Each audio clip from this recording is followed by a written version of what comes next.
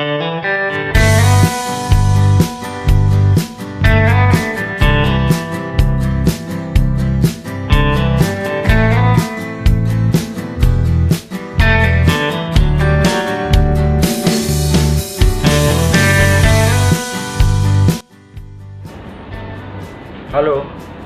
assalamualaikum warahmatullahi wabarakatuh.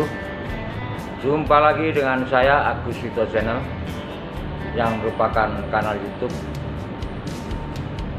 engineering maupun motivasi, lagu dan lain-lainnya yang kami rangkum dengan satu kegiatan atau satu paket di dalam YouTube yang saya persembahkan untuk kawan sahabatku semua, baik di Indonesia maupun di luar negeri. Kawan sahabatku semua, selama ini kami atau saya dan Tiko Borneo sering membicarakan masalah pekerjaan EPC, dan saya coba sekarang akan saya sampaikan apa sih yang dimaksud dengan EPC. Sebagian besar masyarakat awam masih asing jika mendengar istilah EPC. Dalam dunia tendering, orang umumnya menyebutnya sebagai kontraktor. Intinya orang yang bekerja berdasarkan kontrak yang disepakati. Lalu apa hubungannya dengan EPC? EPC sendiri merupakan singkatan dari Engineering, Procurement, dan Construction. Kawan sahabatku semua, sekarang saya coba mendefinisikan apa itu EPC. Istilah EPC adalah tahapan dalam sebuah proses desain atau perancangan sistem yang akan dibangun, pengadaan atau pembelian barang, dan dilanjutkan dengan membangun konstruksi apa yang telah dirancang. Perusahaan yang mengerjakan proyek EPC disebut EPC Company, dan layanan yang diberikan dinamakan Plan Services. Lalu saya lanjutkan lagi kawan, pengerjaan tahapan EPC. Pada prinsipnya EPC sama dengan desain dan build. Tapi karena skala proyek EPC itu sangatlah besar, jadi perusahaan yang mengerjakannya juga bukan perusahaan kontraktor biasa. Mereka biasanya disebut dengan kontraktor EPC atau perusahaan EPC. Lalu kawan, sekarang saya coba informasikan atau sedikit memberikan gambaran bahwa perusahaan EPC tersebut akan melakukan tugasnya di antara lain: 1. Melakukan rekayasa atau engineering dari suatu bangunan. Dalam pelaksanaannya kawan, banyak sekali yang dilibatkan pada disiplin engineering, mulai dari proses engineering, kemudian mechanical engineering, terus piping engineering, electrical, dan instrumentation engineering. Juga tidak ketinggalan civil engineering dan lain-lainnya. Kemudian yang kedua adalah melakukan pembelian atau procure barang-barang equipment yang terkait. Dan yang ketiga adalah mendirikannya atau membangun atau construction. Kawan sahabatku semua, sebenarnya jarang EPC company yang murni mengerjakan ketiga tahapan tersebut, yaitu engineering, procurement, dan construction. Ada yang mengerjakan engineering atau singkat E saja, ada juga yang engineering dan procurement atau singkat EP, dan ada juga yang ketiganya yaitu EPC. Selain tiga tahap ini, juga terdapat dua proses tambahan lainnya, yaitu commissioning dan installation. Akhirnya muncul istilah lain setelah atau selain EPC yaitu EPCI, yaitu Engineering Procurement Construction Installation, dan EPCC atau disingkat Engineering Procurement Construction dan Commissioning. Kemudian kawan sahabat semua, untuk yang masih belum familiar, berikut saya berikan contoh satu persatu siklus pekerjaannya. Yang pertama adalah owner mengumumkan rencana pendirian plant baru, misal di Pertamina ingin membangun kilang minyak dengan kapasitas 10.000 barel per day atau per hari. Kemudian yang kedua, owner mengundang EPC company yang berminat untuk menyampaikan company profile atau diartikan fase pra kualifikasi. Dan selanjutnya yang ketiga, owner mengumumkan perusahaan-perusahaan yang lolos dari pra kualifikasi dan berhak untuk mengikuti proses tender EPC dan melakukan proses invitation to bid atau disingkat biasanya ITB. EPC company yang lolos mengambil dokumen tender dari owner dan mendapat penjelasan tentang rule of the game. Kemudian menginjak ke-6, dalam rentang tertentu EPC company tersebut menyampaikan proposal teknis dan rencana bagaimana merancang, membeli dan mengkonstruksi atau disingkat tadi di atas EPC. Dan apabila lolos, maka mereka harus menyampaikan proposal komersial atau berapa estimasi ongkos dan harga pembangunan plant tersebut. Ini hanya sebagai contoh kawan sahabat semua tentang bagaimana mekanisme apabila dilakukan tender atau prakualifikasi tentang pekerjaan, misal membangun sebuah kilang minyak yang saya contohkan di atas tadi, yaitu di Pertamina. Kemudian pemilihan pemenang dilakukan oleh owner dengan mengeluarkan atau memperhatikan beberapa hal, bukan hanya dilihat dari harga terendah. Itulah kawan-kawan, hanya sebagai ilustrasi saja contoh bagaimana owner atau klien atau pemilik proyek apabila mengadakan tender untuk pekerjaan EPC, sehingga EPC company harus memahami hal tersebut dan harus ikuti aturan yang diberlakukan oleh owner. Kemudian saya coba sampaikan masalah tahapan proyek biasa di bidang EPC. Saya tunjukkan di skema sekarang, yaitu dimulai dari perencanaan, kemudian ada konsultan. Dari perencanaan adalah timbul pelaksanaan dan lari atau menuju ke kontraktor juga. Kawan sahabat semua, ada yang menarik di sini, yaitu tahap procurement jarang ditentukan di dalam proyek biasa. Kalau proyek biasa, kita hanya mengenal tahap perencanaan atau desain dan tahap pelaksanaan atau konstruksi. Tahapan perencanaan biasanya dilakukan oleh konsultan perencana dan tahapan pelaksanaan dilakukan oleh kontraktor. Karena pelaksanaannya dilakukan oleh kontraktor, maka pengadaan barangnya atau procurementnya juga dilakukan oleh kontraktor. Jika diperlukan, maka kontraktor akan menyerahkan beberapa sub pekerjaan kepada subkontraktor atau subkon. Kemudian kawan, saya akan menyampaikan juga tentang yang kedua, yaitu tahapan proyek secara keseluruhan. Ini saya perlihatkan di bagan atau secara skema, silahkan dilihat di skemanya. Dan saya jelaskan di sini ada beberapa skema: konseptual, development, dan feasibility.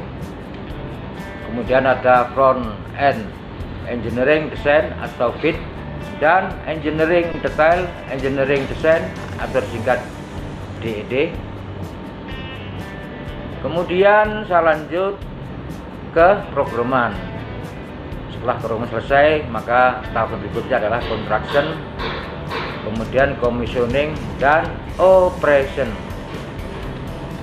Silahkan dilihat di bagan lebih jelas. Kemudian kawan-kawan, yang ketiga adalah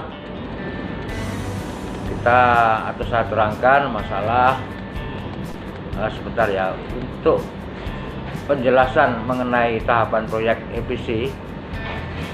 Dijelaskan di bawah ini dari skema tadi, apa itu yang dimaksud dengan konseptual. Tahap pertama ini dilakukan oleh owner. Tahap ini biasa disebut sebagai master plan. Kemudian FEED atau FEED, FEED atau Basic Engineering Design, itu termasuk tahap penting sebelum masuk ke EPC. Ingat itu ya kan. Tahapan FEED itu bisa dikerjakan oleh kontraktor EPC ataupun konsultan. Namun apabila yang mengerjakan FEED adalah kontraktor EPC, maka tidak diperbolehkan untuk mengambil proyek EPC itu. Ini catatan untuk kawan sahabatku semua. Kawan sahabatku semua, dokumen apa yang harus dikerjakan di FEED yang harus dihasilkan antara lain adalah dengan rencana atau layout plan atau plot plan, diagram alur proses, sampai dengan spesifikasi materialnya. Dokumen FEED inilah yang dijadikan bahan untuk mengajukan penawaran tender atau bidding. Kemudian setelah FEED, owner akan mengundang dan menawari beberapa kontraktor EPC untuk mengikuti tender proyek tersebut. Kontraktor akan mempelajari, sekali lagi mempelajari dokumen tender, kemudian mengajukan harga, dan akhirnya owner menunjuk pemenang. Kemudian kawan, selanjutnya adalah masalah engineering atau DED atau disingkat Detail Engineering Design. Kontraktor EPC akan memulai dari tahap engineering, biasanya ya disebut DED atau Detail Engineering Design. DED ini adalah dokumen yang menjelaskan desain yang lebih detail dan final, tidak banyak perubahan yang dilakukan, kecuali dengan persetujuan owner. Produk dari tahap ini adalah engineering drawing, volume pekerjaan, kemudian bill of quantity atau disingkat BOQ biasanya, kemudian ada material take off atau MTO, dan dokumen pendukung seperti laporan kalkulasi, spesifikasi, dan lain-lainnya. Kemudian saya coba jelaskan masalah programan dari tabel di atas tadi atau skema. Pada tahap ini dengan modal dukungan dokumen engineering atau gambar atau MTO dan spesifikasi, bagian programan akan mencari beberapa vendor atau supplier yang sesuai. Ingat ini yang sesuai ya kawan ya. Begitu juga dengan pekerjaan jasa, akan dicari beberapa subkontraktor yang bisa mengerjakannya. Contoh pekerjaan beton prategang, programan akan mencari supplier atau vendor yang bisa menyediakan beton prategang sesuai dengan yang dibutuhkan. Sementara itu Procurement juga akan mencari subkontraktor yang mengetahui cara kerja beton prategang dan cara pemasangannya. Jadi bukan subkon yang membeli beton prategang, subkon hanya mengerjakan. Selanjut kemudian sekarang ke bagian keempat adalah construction. Tahap ini kawan adalah tahap pelaksanaan di lapangan. Satu catatan penting, kontraktor EPC walaupun namanya kontraktor, tapi mereka tidak akan punya tenaga kerja sampai level tukang. Mereka akan selalu memberi pekerjaan kepada subkon. Inilah yang memperkerjakan tenaga tukang. Dan kontraktor utama atau disebut mainkon biasanya hanya menyediakan tenaga sampai level supervisor saja. Satu supervisor bisa menangani lebih dari satu pekerjaan subkon. Oke, saya lanjut dengan kelima, yaitu masalah commissioning. Commissioning merupakan tahapan proyek yang diuji dulu sebelum diserahkan ke owner.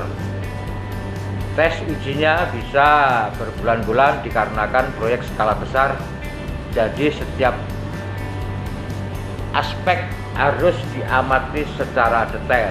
Contoh, proyek pembangkit listrik sebelum diserahkan ke owner, yaitu PLN misalnya, pembangkit listriknya diuji dulu semua sistemnya, baik itu sistem utama maupun sistem penunjang. Sistem utama misalnya mulai dari sumber energinya, misal air untuk PLTA, turbin, generator, trafo, outputnya sesuai atau tidak, dan stabil atau tidak, dan seterusnya. Dan saya menginjak ke operation atau angka ke-6 dari tabel atau bagian di atas. Jika sudah dilakukan commissioning dan hasilnya bisa berjalan sesuai dengan SOP atau standar operasional prosedur, baru diserahkan ke owner untuk dioperasikan. Kawan sahabat semua, dari uraian singkat di atas bisa kita simpulkan bahwa pelaksanaan proyek EPC memiliki tantangan yang cukup tinggi, mulai dari saling ketergantungan antar aktivitas yang ada, fase overlap, dan juga antar masing-masing aktivitas tersebut. Pemecahan aktivitas menjadi aktivitas-aktivitas pekerjaan yang lebih detail. Ingat, lebih detail. Kompleksitas, kemudian struktur organisasi, dan ketidakpastian dalam akurasi prediksi yang timbul selama masa pelaksanaan proyek EPC. Kegiatan yang paling menantang dalam proyek EPC ini adalah kegiatan dalam pembuatan anggaran atau POG dan jadwal pelaksanaan proyek, karena harus dibuat dan diketahui sebelum proyek itu dimulai. Itulah kawan-kawan, betapa indahnya, betapa cukup banyak tantangannya, karena proyek EPC adalah kita berkolaborasi dengan beberapa disiplin ilmu, dari engineer yang cukup memahami bidangnya. Itulah keunikan dan cukup menantang maupun cukup menggairahkan apabila kawan-kawan menyenangi proyek EPC, karena di situ kita banyak belajar tentang disiplin ilmu dari berbagai ilmu yang kita dapat, kita share atau kita ambil dari kawan-kawan kita yang lain, sehingga kita akan mempunyai wawasan lebih tinggi lagi masalah proyek-proyek yang sifatnya rekayasa. Itulah sekelumit tentang apa itu EPC company maupun tahapan-tahapan bagaimana kalau kita mengikuti tender atau bidding pekerjaan EPC yang dilaksanakan biasanya di skala besar, misalnya Pertamina, PT Pupuk Kaltim, PT Bada Kuntang, maupun di break-break lainnya. Itulah tantangan kita. Mudah-mudahan dengan penjelasan sedikit ini bisa ngasih wawasan kita. Dan apabila penjelasan saya ada yang kurang, mohon dimaafkan karena saya hanya menjelaskan yang saya tahu. Silahkan untuk dikomen apabila ada hal yang perlu kita diskusikan maupun kita selaraskan. Tidak ada salahnya kita bertukar ilmu maupun bertukar pandangan, karena tujuannya adalah untuk kemajuan ilmu-ilmu yang kita miliki, sehingga kita benar-benar jadi seorang baik yang mengetahui secara detail dari awal sampai akhir. Terima kasih, mudah-mudahan video ini berguna. Salam hangat, salam berkarya, salam berdedikasi, dan salam semangat dari Kota Bontang, Kalimantan Timur, Indonesia. Saya ucapkan wassalamualaikum warahmatullahi wabarakatuh. Jangan lupa tetap like, komen, dan subscribe agar video ini semakin berkembang di kemudian hari. Serius, salam Indonesia, salam merdeka. Terima kasih.